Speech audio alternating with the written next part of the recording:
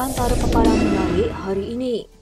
Saifuddin kata Anwar reka cerita soal rampas kerajaan. Armada bersatu tak sibuk ambil alih kerajaan. PAS kini aku titah Raja Melayu. Hadi Awang sifatkan orang Melayu bodoh dan sentiasa ditipu.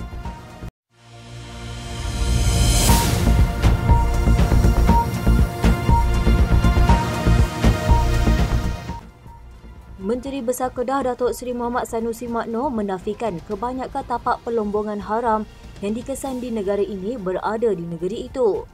Pengerusi Perikatan Nasional Kedah itu mendakwa Timbalan Perdana Menteri Datuk Seri Fadlillah Yusof salah faham mengenai isu tapak pelombongan haram yang dikesan di negara ini. Menurutnya, Fadlillah salah faham mengenai maklumat yang disampaikannya pada mesyuarat Majlis Miniran Negara pagi semalam. Sanusi berkata menjadi kewajipannya untuk memperbetulkan salah maklumat yang ditularkan Fadlillah selaku pengerusi mesyuarat ketika sidang akhbar beliau. Dalam masa sama, Ahli Dewan Undangan Negeri Jeneri itu memberitahu pihak yang terbabit dalam aktiviti lombong haram yang terkenal di Kedah sudah pun ditangkap dan didakwa. Katanya sebanyak 60 lombong haram yang saya sebutkan itu adalah daripada sumber agensi tertentu yang sampai kepada saya bukannya hanya tertumpu di Kedah tetapi di seluruh negara. Hal ini diakui benar oleh Ketua Setiausaha Kementerian Sumber Asli dan Perubahan Iklim dalam mesyuarat tadi. Terdahulu, Fadlillah dalam sidang media selepas mesyuarat Majlis Miniran Negara antara lain memaklumkan 60 tapak pelombongan haram dikesan di seluruh negara dengan kebanyakannya dilaporkan di Kedah. Fadlillah ketika menyatakan hal itu berkata maklumat tersebut juga diakui sendiri oleh Sanusi pada mesyuarat tersebabit. Sementara itu, Sanusi mengesahkan lombong haram yang mendapat perhatian media sebelum ini sudah pun diambil tindakan. Ahli Majlis Pimpinan Tertinggi Parti Pribumi Bersatu Malaysia, Datuk Seri Saifuddin Abdullah berkata, persoalan berkaitan desas-desus pertukaran kerajaan pusat perlu ditanyakan terus kepada Perdana Menteri Datuk Seri Anwar Ibrahim. Saifuddin berkata isu pertukaran kerajaan hanya dibangkitkan oleh Presiden Parti Keadilan Rakyat sehingga menjadi bualan dalam kalangan rakyat. Dari mana kita dapat dengar cerita berkaitan dengan ada angka atau ada langkah-langkah tertentu ini? Setahu saya kita dengar ni daripada dua sumber. Yang pertama ialah daripada Perdana Menteri, dia yang sebut. Dan yang kedua ialah kalau kita pergi mana-mana pun rakyat bercakap tentang soalan ini. Jadi itu dia lah komen saya buat masa ni. Kita tanya Perdana Menteri dari mana dia dengar dan kenapa rakyat bercakap soal ini. Pada 28 Februari lalu, Presiden PAS Tan Sri Abdul Hadi Awang ketika Parlimen memberitahu Dewan Rakyat bahawa pembangkang tidak boleh dipersalahkan jika kerajaan persekutuan tumbang.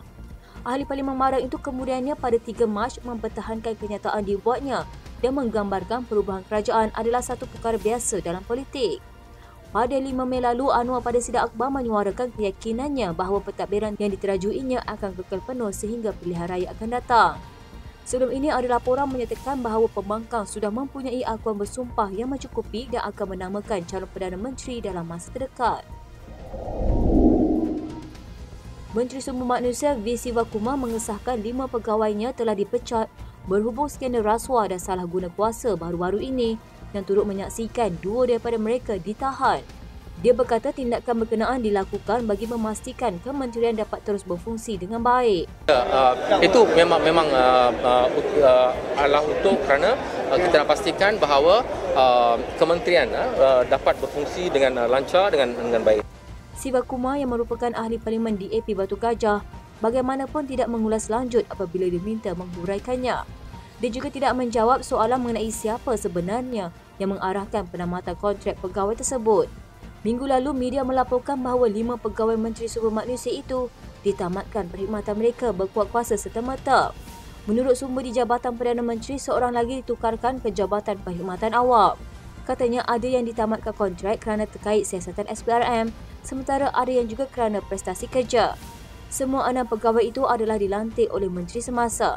SPRM April lalu menyerbu pejabat kementerian itu di Putrajaya dan menahan seorang pegawai kanan Sivakumar. SPRM turut menahan Setiausaha Sulit Sivakumar berhubung siasatan rasuah itu. Dia ditahan remas selama 4 hari bagi membantu siasatan. Selain itu, seorang ahli perniagaan dari Ipoh turut ditahan dalam siasatan yang dikatakan melibatkan rasuah bernilai RM97 juta. Sesudah itu, Siva Kumar telah menggantung tugas 3 pegawai kanannya, termasuk seorang situasi sulit dan seorang pegawai tugas-tugas khas yang ditahan SPRM. Namun selepas tamat reman, tempoh pergantungan seorang pegawai dikekalkan, sementara 2 lagi mengambil cuti sehingga tamat siasatan tersebut. Parti Pribumi Bersatu Malaysia menegaskan Perikatan Nasional hanya meletakkan kerja dan amanah membawa suara rakyat sama ada di dalam atau luar parlimen. Ketua Angkatan Bersatu Anak Muda Armada Bersatu, Wan Ahmad Faizal Wan Ahmad Kamal berkata, PN langsung tidak mencemburui kerajaan perpaduan, tetapi cuma menjalankan tugas semak dan imbang kerajaan selaku pembangkang. Katanya PN tidak cemburu pada kerajaan perpaduan sebagaimana yang didakwa Setiausaha Agung UMNO Datuk Dr. Ashraf Wajdi Dusuki. Katanya beliau patut sedar kerajaan hari ini telah gagal memahami keresahan rakyat seperti mana beliau balun kerajaan Tan Sri Muhyiddin Yassin dan Datuk Seri Ismail Sabri Yaakob dahulu.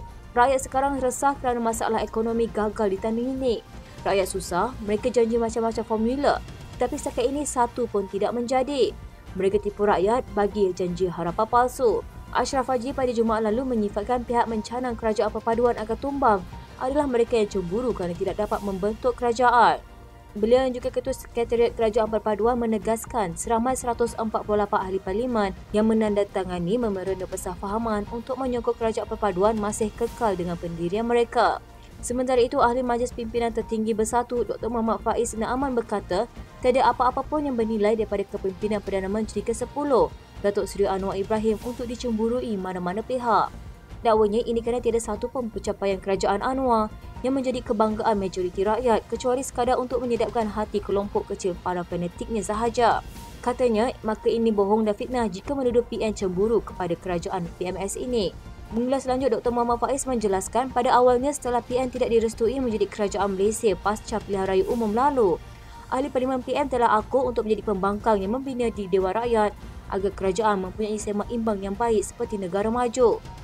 Namun, beliau mendakwa apa yang terjadi menunjukkan hasrat murni PN khususnya Bersatu tidak disenangi oleh pihak PMX hingga parti berkenaan serta para pemimpin mereka menjadi sasaran tindakan Suruhan Pencegah Rasuah Malaysia yang ramai anggap sebagai bermotifkan politik.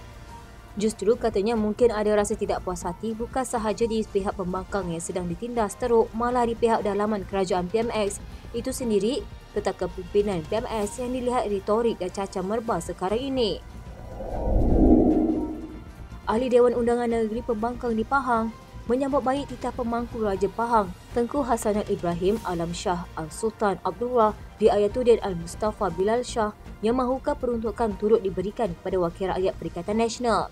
Ketua Pembangkang Tuan Ibrahim Tuanman berkata sebagai wakil rakyat yang dipilih oleh rakyat mereka berhak menerima peruntukan daripada kerajaan negeri untuk membantu rakyat.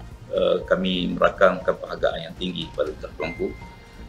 Secara langsung satu arahan dikeluarkan oleh kepada pihak kerajaan supaya kerajaan membahagikan, menyalurkan peruntukan pada semua adun kerana Tuanku sebut kerana kami dipilih oleh rakyat.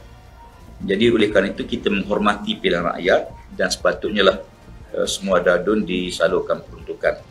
Tuan Ibrahim dan juga Timbalan Presiden PAS berkata penyaluran semula peruntukan yang sebelum ini dinafikan perlu dilaksanakan oleh kerajaan negeri. Katanya semua adun pembangkang bersetuju dan menyokong peruntukan kerana mereka juga berhak menerima peruntukan sama seperti wakil rakyat lain. Pada 3 Januari lalu, pembangkang mendakwa hanya dianaktirikan kerajaan negeri Pahang selepas tidak menerima sebarang peruntukan.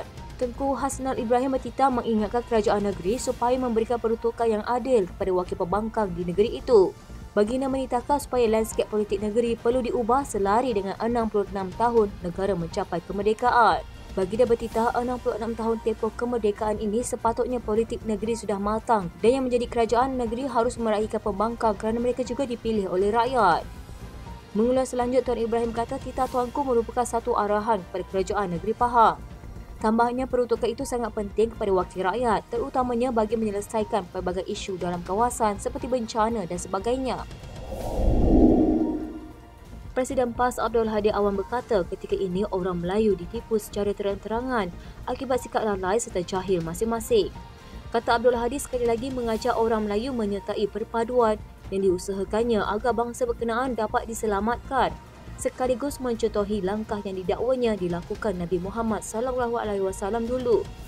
Tambah ahli Parlimen Maruang itu, orang Melayu menjadi mangsa dalam langkah politik negara.